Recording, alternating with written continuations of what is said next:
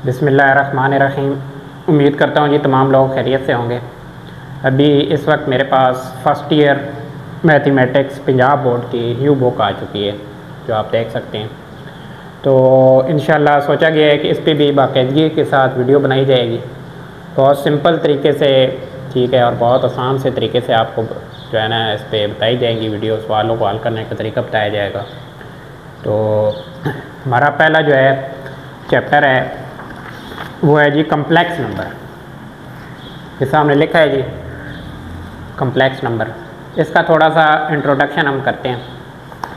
तो कहते हैं जी जो कम्प्लेक्स नंबर होते हैं ये असल में रियल नंबर की एक्सटेंशन होती है।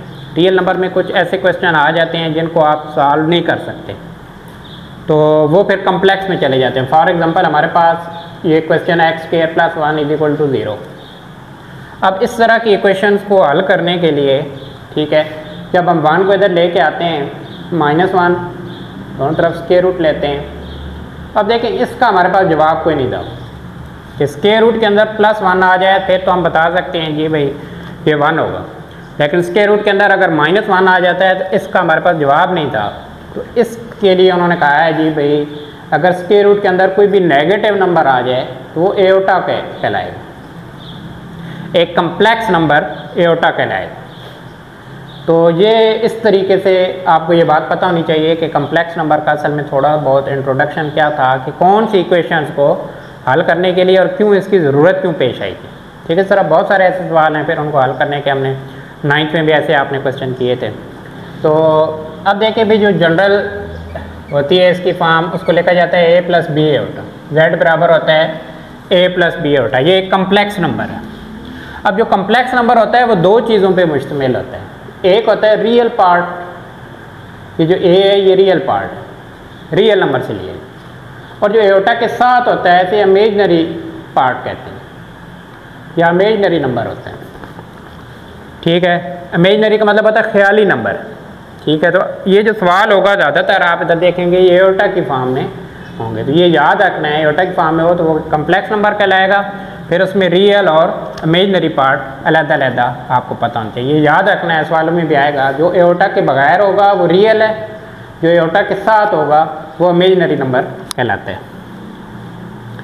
अच्छा जी, अभी एक और चीज़ लिखी है कि हर रियल नंबर जो होता है एक कम्प्लेक्स नंबर होता है with 0 as its imaginary part. बहुत अहम चीज़ है कि मिसाल तौर पे मैं कोई भी रियल नंबर लिखता हूँ 2 लिखा है, तो कहता है ये भी एक कम्प्लेक्स नंबर है अगर आप 0 इसका इमेजनरी पार्ट बना दें। अब मैंने एओटा के साथ 0 लिख दिया तो इसका मतलब है ये भी क्या है, एक कम्प्लेक्स नंबर बन गया।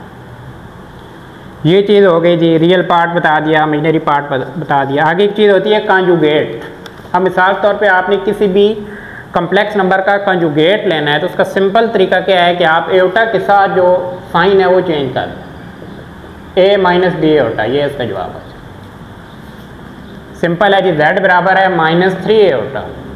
आपसे कहा जाए इसका बताएं रियल पार्ट, पहले बताएं, तो रियल नहीं है तो वो 0 होगा।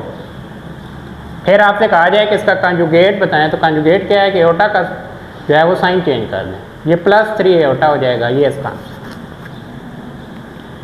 इसके अलावा जी नेक्स्ट हम इंशाल्लाह देखेंगे, मेरी कोशिश होगी छोटा छोटा मतलब जो है ना आसान तरीके से कराया जाए और छोटी सी वीडियो बनाई जाए ताकि आप आसानी से देख सकें सारी।